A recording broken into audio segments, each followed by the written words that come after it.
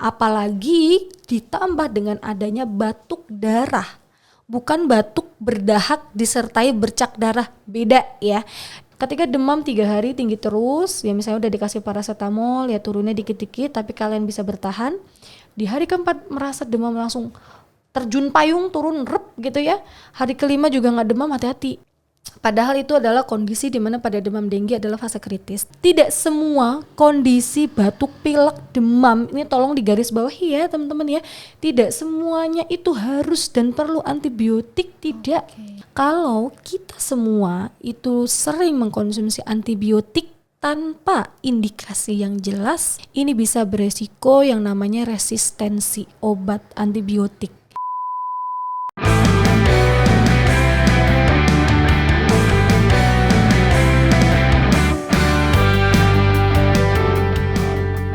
Hai semuanya, selamat datang di podcast Klinik Arda Sehat Untuk Semua. Hari ini kembali lagi bersama saya, Risma Andriani, yang akan membersamai Sobat Sehat semua untuk mengupas tuntas materi yang akan kita bahas hari ini.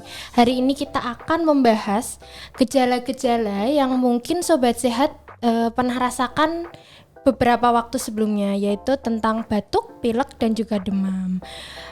Di mana gejala-gejala ini bisa datang satu persatu atau mungkin bersamaan. Dan mungkin Sobat Sehat itu bingung, ini wajar atau tanda-tanda bahaya. Di podcast kali ini kita akan ditemani oleh Dr. Rizka. Halo Dr. Rizka. Halo Mbak Risma, halo semuanya. Oke, gimana Dok, sehat? Alhamdulillah sehat. Semoga Sobat Sehat semua juga sehat-sehat semua ya. Kemudian, tapi kan kita nggak selalu sehat ya Dok. Pasti pernah lah mengalami gejala yang aku sebutkan tadi tentang demam, batuk, dan juga pilek. Nah, menurut dokter, saat kita mengalami demam, batuk, dan juga pilek, tubuh kita itu mengalami apa sih Dok? Tubuh kita tuh terjadi apa saat mengalami gejala-gejala tersebut? Kita kali ini sebelumnya aku nyapa lagi ya, diulang ya, kayaknya agak kurang heboh ya. Padahal kasus yang mau kita bahas cukup heboh menurut aku. Halo teman-teman semuanya, kembali lagi saya Rizka, saya dokter umum di Klinik Arda. Lama banget kayaknya nggak podcast. Hari ini saya akan membantu untuk berdiskusi terkait dengan kasus yang 3 bulan, 4 bulan mungkin yang lagi naik juga ya. Saya rasa bukan hanya di Jogja aja, tetapi hampir di seluruh kota Indonesia, yaitu tentang bapil, batuk, pilek, demam ya, atau istilah paling beken dalam bahasa medis itu adalah common cold. Nah, jadi memang kasus batuk pilek atau common cold ini lagi naik Mbak Risma. Tidak hanya saya di klinik ya, saya di rumah sakit juga, bahkan di rekan-rekan saya semua juga mengalami kasus-kasus yang sama ya. Nah, pertanyaannya adalah apa yang terjadi pada tubuh ya? Apa yang terjadi pada tubuh atau respon apa yang terjadi pada tubuh ketika mengalami demam, batuk, dan pilek? Sebetulnya gini ya teman-teman ya, common cold itu adalah suatu kondisi infeksi ya terhadap patogen, bisa virus, bisa bakteri, yang mana itu menyerangnya adalah sistem pernafasan atas kita, kayak mulut, hidung, tenggorokan gitu ya.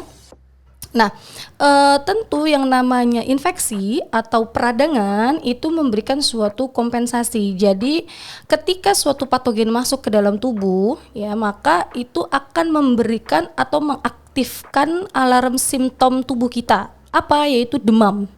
Sebetulnya demam itu adalah simbol bahwa tubuh kita nggak baik-baik saja gitu. Jadi ada peradangan di situ yang menandakan adanya sebuah infeksi. Nah, ketika demam itu terjadi, artinya kan patogennya sudah masuk ya.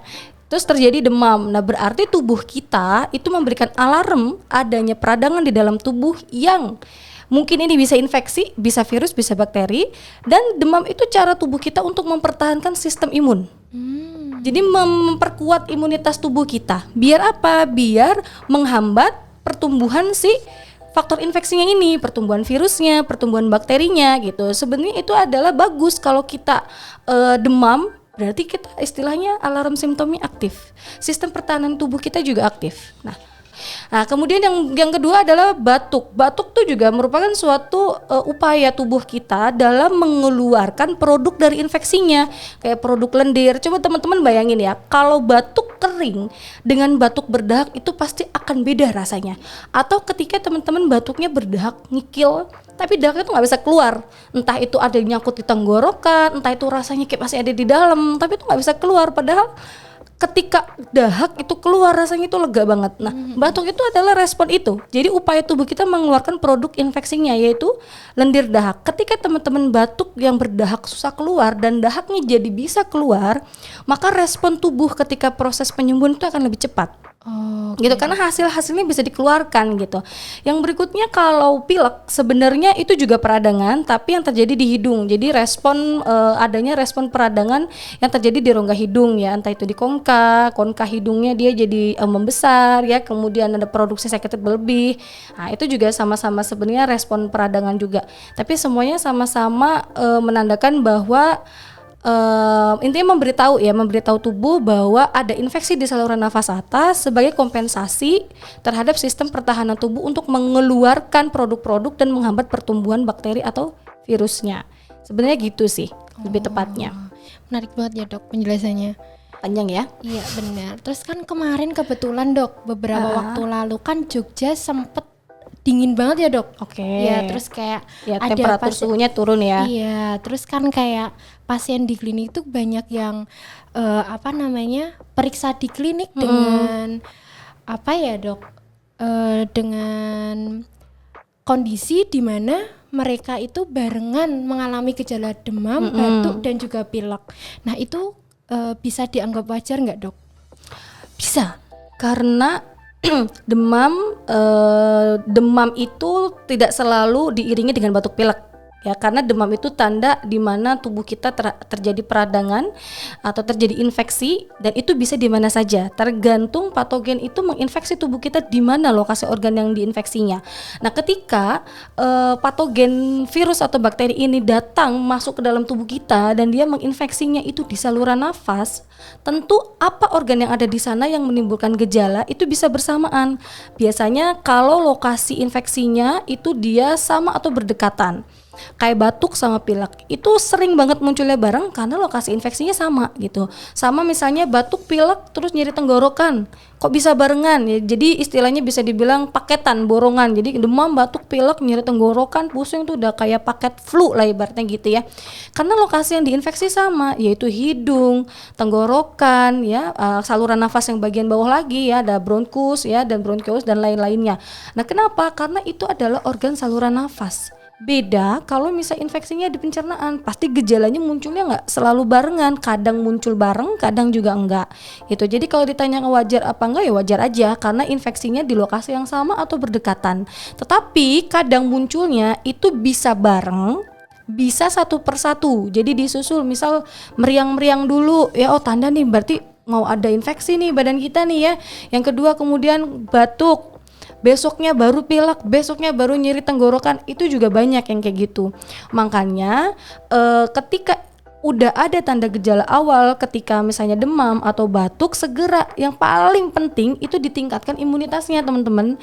Meskipun ini disebutnya adalah sakit paketan, sakit borongan, tapi datang misalnya katakan pasien saya datang dengan keluhan demam, batuk, pilek, belum ada nih nyeri tenggorokannya, ya jangan saya nggak akan ngasih obat peradangan ya, maksudnya obat untuk nyeri tenggorokan atau radang tenggorokan atau faringitis ya, karena itu belum terjadi.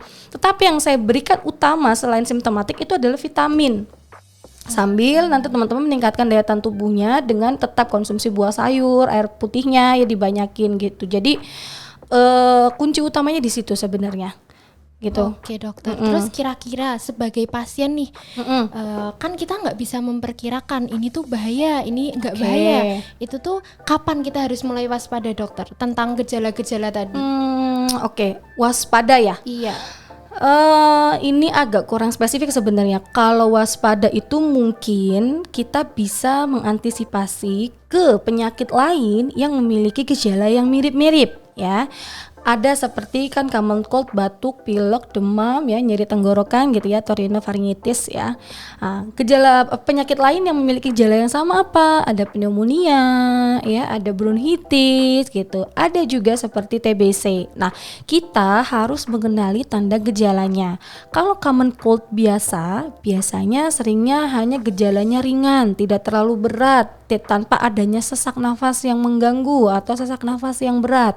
Tetapi kalau gejalanya demamnya cukup tinggi ya, biasanya mungkin 38,5 ke atas, 39 gitu. Kemudian batuknya ngikil sekali dengan produk dahaknya kental hijau ya, pileknya juga berat. Nyeri tenggorokan bisa ada bisa enggak, tetapi ada tambahan gejala yaitu sesak nafas teman-teman. Nah, nafasnya itu berat, sesak banget rasanya. Nah, itu perlu diwaspadai ya, dan harus diperiksakan, apalagi kalau gejala ini sudah lebih dari 5 hari ya gitu. Itu harus diwaspadai lah ibaratnya, karena bisa aja ini adalah kondisi infeksi yang namanya pneumonia. Jadi infeksi pada parenkim paru itu udah berbeda dengan common cold, dan ini akan jauh lebih berbahaya. Kenapa? Karena infeksinya terjadi lebih dalam. Kalau common cold dia infeksinya di saluran nafas yang atas. Tapi kalau pneumonia dia infeksinya di saluran nafas dalam, dan itu pun tandanya nanti dari hasil pemeriksaan akan beda. Pneumonia, bronkitis itu akan beda. Ketika diperiksa biasanya sudah ada ini ya, retraksi dada, retraksi dinding dada. Jadi dinding dadanya itu dia cekung gitu ya. Ada penggunaan otot-otot dada yang berlebihan karena saking dia seseknya. Yang kedua dari hasil pemeriksaan respirasi rate atau frekuensi nafasnya meningkat naik ya. Kemudian saturasi oksigennya bisa turun. Kemudian dari hasil pemeriksaan fisiknya didengarkan dengan stetoskop adanya grok-grok suara rongki kasar ya. Kemudian bisa ada wheezing, jadi wheezing itu kayak suara mengik ya. Nah, itu sebagai sebuah tanda di mana infeksinya sudah lebih dalam terjadi. Nah, ini bisa kita curigai ke arah pneumonia. Dan itu perlu dilakukan pemeriksaan lab ya. Pada beberapa kasus kalau berat ya harus di ronsen juga. Tapi kalau bronkitis biasanya hasil pemeriksaannya lebih cenderung ditemukan rongki itu suara grok-grok kasar gitu ya, jarang wheezing gitu ya. Itu pun sama bisa kita konfirmasi dengan ronsen. Nah, kalau kondisi pneumonia bronkitis ini berat, itu bisa sampai menurunkan saturasi oksigen. Ya, artinya infeksinya itu berat. Nah, ini yang harus waspada. Ada kewaspadaan lain yang perlu teman-teman ingat ya, yang ini juga bisa dibilang bahaya, yaitu adalah TBC atau tuberkulosis ya, atau TB. Tanda gejalanya adalah satu, ketika teman-teman itu mengalami batuk berkepanjangan. Secara teori dia batuk lebih dari 2 minggu.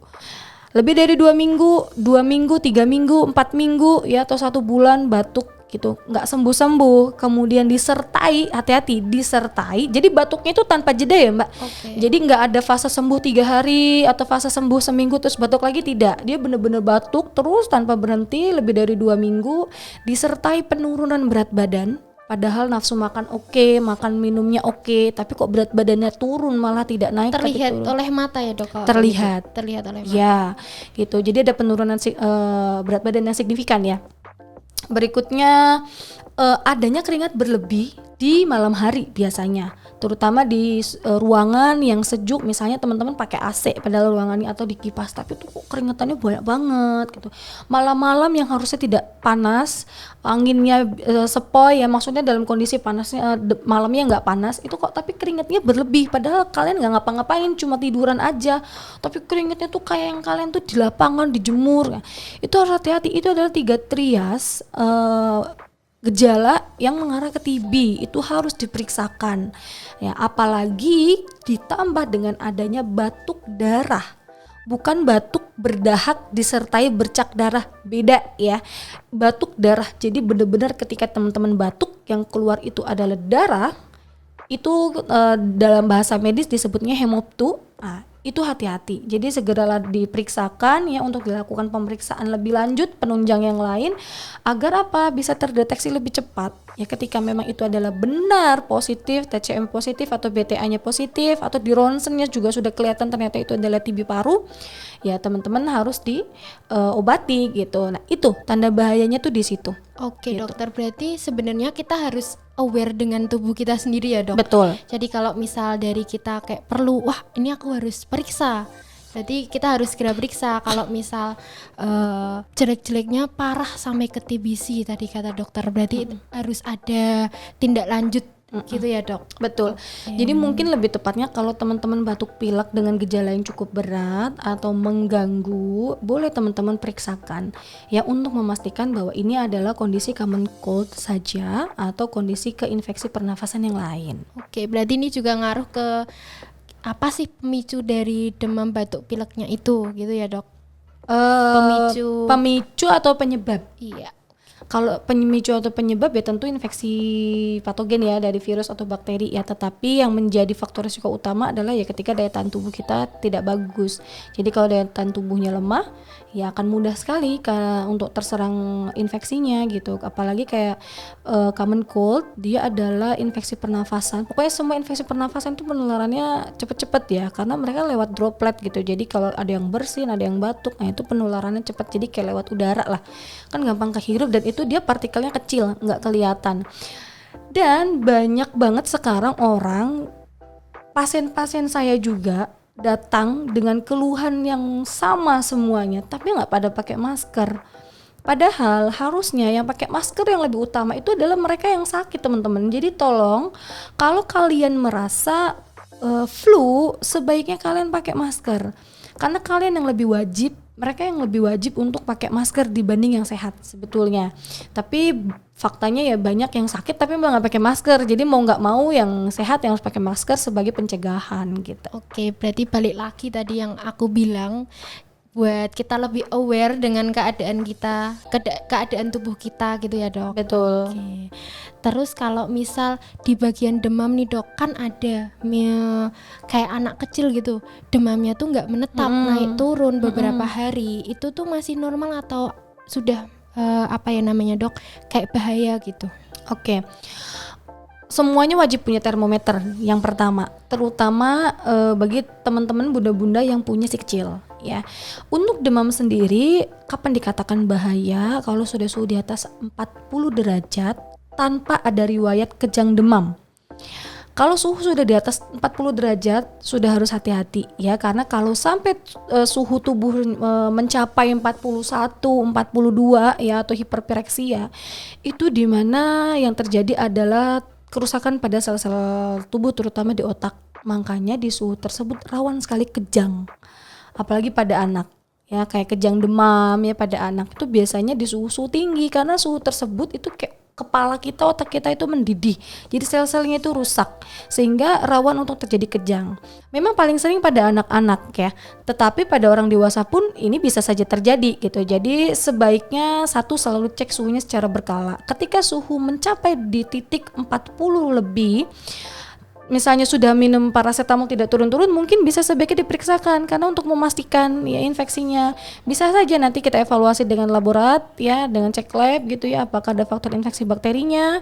Kalau dari hasil laborat darah nggak ada, bisa juga cek pipis ya, karena bisa juga ISK itu juga bisa sampai suhunya segitu. Gitu itu kalau tanda bahaya dari demam itu sendiri. Ketika sudah sampai, nah tapi kalau bunda-bunda punya putra-putri yang ada riwayat kejang demam, ya jangan nunggu suhu 40. Anak yang dengan riwayat kejang demam, misalnya kejang pertama pada saat mereka demam itu terjadi di suhu 40 ya. Nah, serangan berikutnya kedua, ketiga ya misalnya itu bisa terjadi di suhu di bawah itu 39, 38,5 ya suhunya, itu bisa terjadi kejang. Jadi selalu hati-hati kalau yang punya riwayat kejang demam. Jadi jangan sampai suhunya itu tinggi. Jadi langsung selalu diberikan penanganan gitu ya, bisa dengan obat penurun panas, antipiretik ya, bisa kayak paracetamol gitu ya atau ibuprofen, sambil dikompres hangat di area leher, ketiak ya, sama di selangkangan. Intinya di area-area yang pembuluh darah besar gitu. Nah, untuk pola demam sendiri itu memang ketika naik turun apakah bahaya, dokter? Ada beberapa kondisi yang memang kita harus waspada, yaitu demam yang terjadi pada demam denggi ya.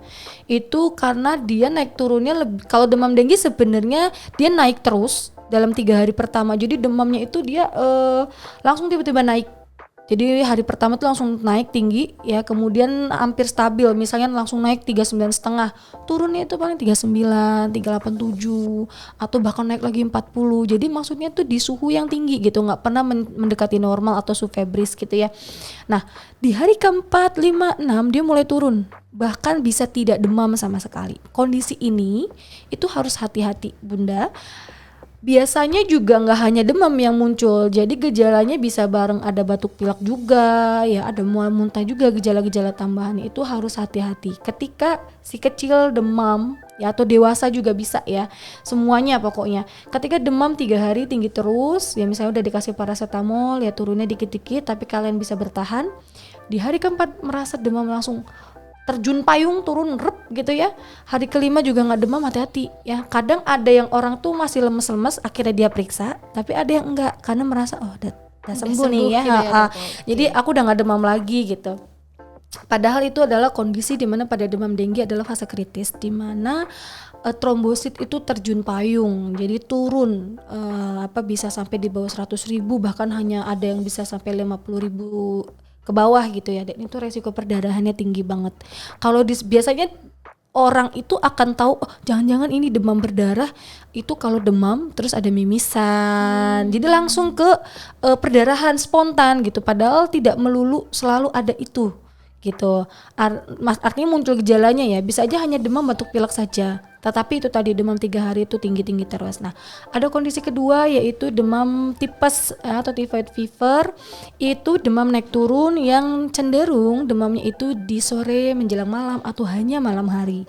Misalnya maghrib gitu mulai naik demamnya, semakin malam semakin tinggi ya, tengah malam makin tinggi lagi, nanti sudah pagi subuh turun, mulai turun, siang sudah tidak panas, sore begitu lagi berhari-hari ya. Itu kita bisa curigai dengan demam tifoid ya, atau typhoid fever. Gejalanya pun sama, bisa disertai dengan batuk pilek ya, tetapi ada biasanya yang dominan juga nyeri otot ya, mialgia. Jadi kadang kalau kasusnya agak berat itu Mbak Risma tangan dipegang kayak gini aja itu sakit gitu dia. Jadi nggak kerasa bener-bener sakit. Jadi artralgia, mialgia semuanya sakit semua.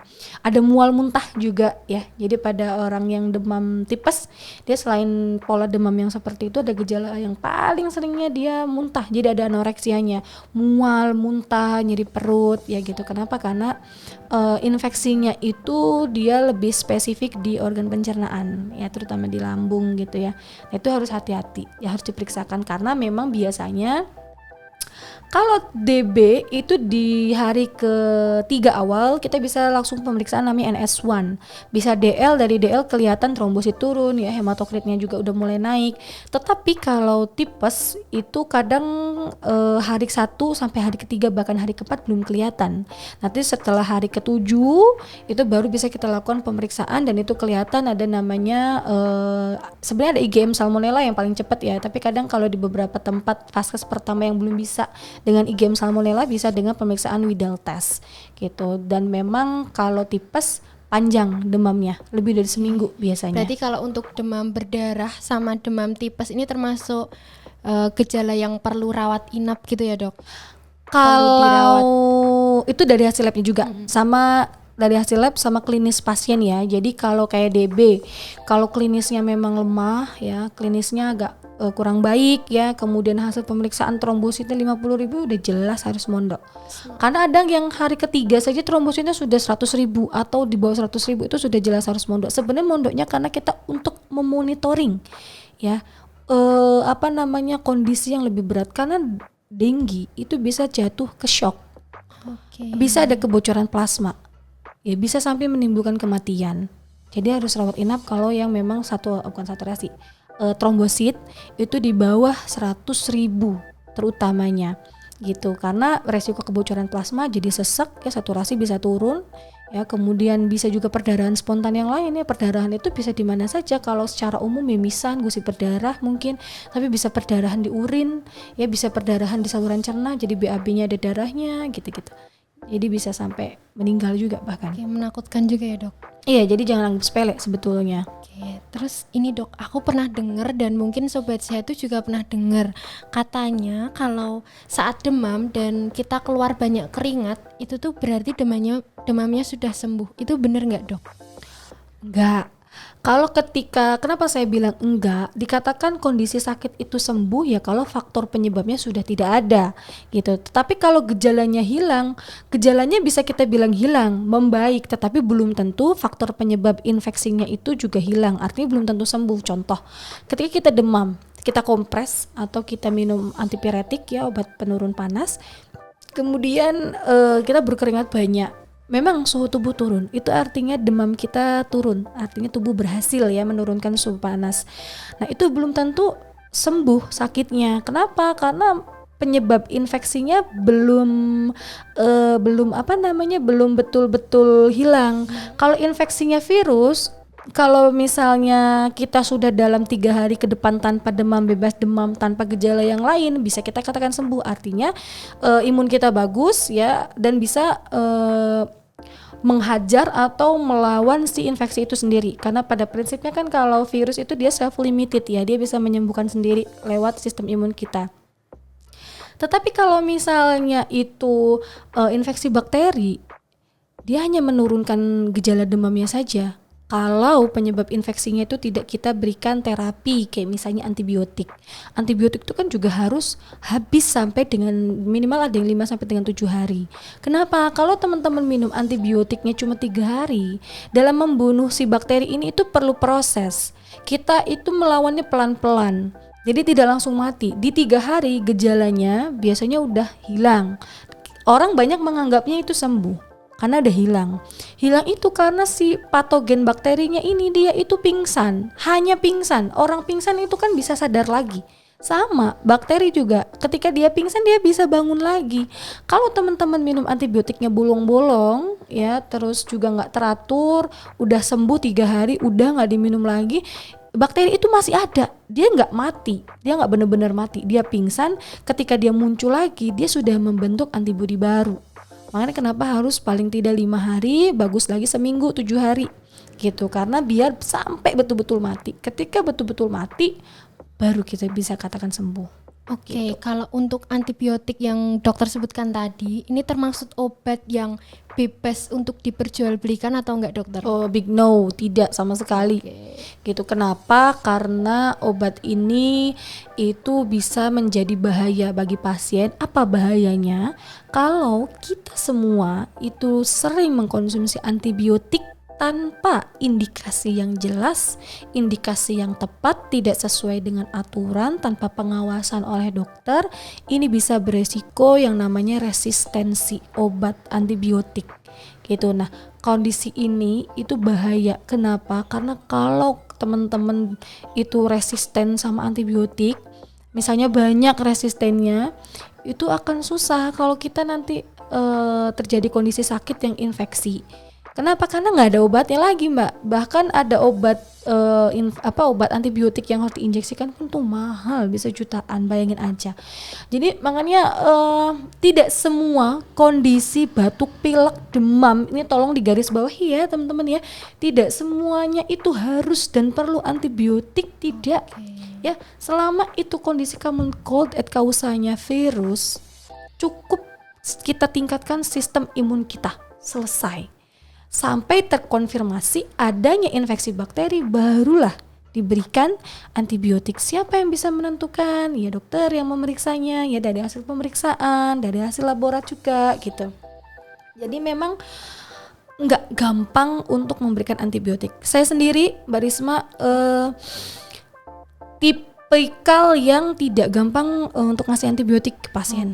Meskipun banyak pasien datang demam antibiotik itu ya. Saya juga bingung, saya sendiri aja yang istilahnya sebagai nakes itu tidak gampang untuk minum antibiotik, padahal saya bisa kapan aja kan sebetulnya.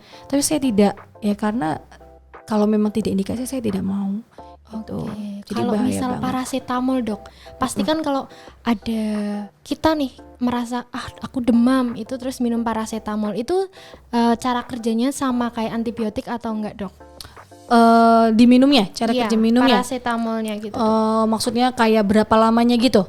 Kalau dari lama konsumsinya itu tidak sama dengan antibiotik.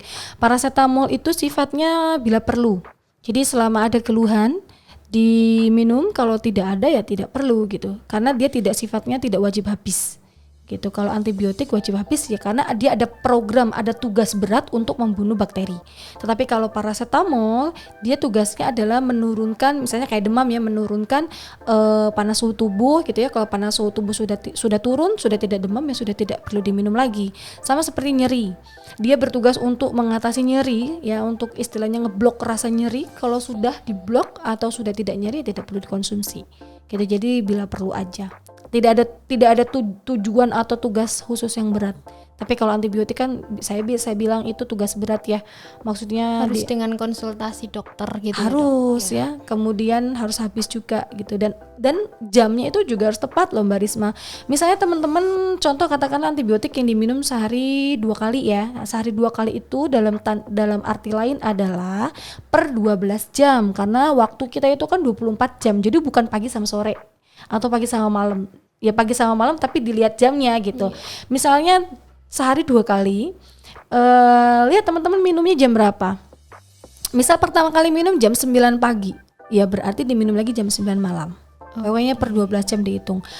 Seterusnya seperti itu, tidak boleh bolong. Misalnya jam 9 pagi, besoknya karena sibuk kerja lupa, terus jadinya jam 12 siang, ada space, nggak boleh begitu. Harus tetap pas waktunya. Jadi makanya kadang beberapa itu dalam pemberian obat ya apotek menuliskan jam sekian dan jam sekian gitu. Iya, karena seringnya orang awam kiranya 2 kali sehari itu pagi sama malam atau pagi sama sore gitu ya Dok. Padahal nggak gitu ya. Jadi per 12 jam. Kalau sehari 3 kali ya per 8 jam. Sehari 4 kali berarti per 6 jam gitu. Jadi dibagi aja. 24 jam dibagi berapa kali? Oh dibagi, misalnya diminum 4 kali, 24 dibagi 4 berarti 6 jam. Oke, ini pengetahuan baru banget buat aku Dok. Oh iya ya? Iya. Jadi kayak setauku juga cuma pagi sama malam atau pagi sama sore gitu. Ya bisa ini ya, jadi tambahan pengetahuan ya. Besok lagi nggak gitu, yang mudah-mudahan tapi nggak sakit ya. Jangan sakit. Kita harus sehat semua ya sobat, sehat semua. Terus ini terakhir nih Dok, untuk tips dari dokter sendiri untuk mencegah batuk pilek yang berulang-ulang dari dokter itu gimana? Yang pertama tentu kita harus menjaga biar imun kita bagus dulu ya, jadi memperkuat sistem imun kita, memperkuat sistem kekebalan tubuh kita, karena dengan imun yang kuat maka bisa menghalau kondisi infeksi-infeksi gitu ya. Dan kalaupun akhirnya terterobos oleh infeksi itu sendiri, gejala yang ditimbulkan biasanya ringan, tidak berat karena imun kita bagus gitu. Jadi penjagaannya ketat lah, satpam tubuh kita kuat-kuat gitu. Tetapi kalau misalnya sering sekali batuk pilek misalnya sebulan sekali atau setahun itu bisa sampai 7 kali ya, cukup sering banget. Mungkin alternatif lainnya adalah bisa dengan vaksin influenza. Jadi kayak kalau sering batuk pilek ya, terkena flu kayak gitu-gitu ya, influenza, mungkin bisa dengan salah satu bentuk pencegahannya ya, dalam mengurangi frekuensinya gitu dengan vaksin influenza. Karena nanti kan dibentuk dari vaksin itu kan akan membentuk antibodinya gitu. Nah kan sekarang banyak juga, karena lagi banyak ya yang batuk pilek, jadi banyak juga pasien-pasien itu sudah mulai istilahnya sadar bahwa perlu vaksin. Betul, gitu ya? perlu vaksin. Jadi mereka datang untuk vaksin. Teman-teman bisa dapat di mana saja vaksin influenza ya, yang jelas di fasilitas kesehatan tentu ya, bisa Vaskes 1 misal klinik yang tersedia, atau puskesmas ya kalau tersedia, rumah sakit juga bisa. Kayak kita di sini ada ya vaksin influenza teman-teman. Jadi kalau misalnya teman-teman khususnya yang ada di sekitar klinik Arda, umumnya yang jauh ya, boleh juga ya ke sini kalau misalnya mau vaksin influenza. Kita selalu tersedia. Tapi tetap konsultasi dulu ya. Perlu konsultasi terlebih dahulu kepada Tentu dokter. dong. Oke Dok, sebenarnya seperti itu aja dokter. Oke. Tentang pembahasan kita kali ini lumayan seru banget materi yang kita bawa hari ini, yaitu tadi tentang demam, batuk, dan juga pilek. Ada 2 poin penting yang kita bahas pada podcast kali ini. Yang pertama tentunya kita harus aware atau tahu keadaan diri kita sendiri, kapan kita harus menjaga imun kita, kapan kita harus periksa, dan kapan kita harus berobat gitu istilahnya. Terus yang kedua, tidak semua batuk dan pilek itu perlu antibiotik. Dan juga antibiotik itu perlu konsultasi dari dokter dan tidak belikan secara bebas gitu. Terus semoga semua sobat sehat yang mendengar dan melihat podcast kali ini paham dan juga nggak akan salah paham lagi tentang 3 gejala tersebut ya dokter. Iya, betul banget Mbak Risma. Oke sobat sehat, sampai bertemu kembali di episode podcast selanjutnya dan jangan lupa untuk jaga kesehatan. Karena sehat adalah hak milik semua orang, oleh karena itu Klinik Arda sehat untuk semua. Dadah. Terima kasih. Terima kasih semuanya, sehat selalu.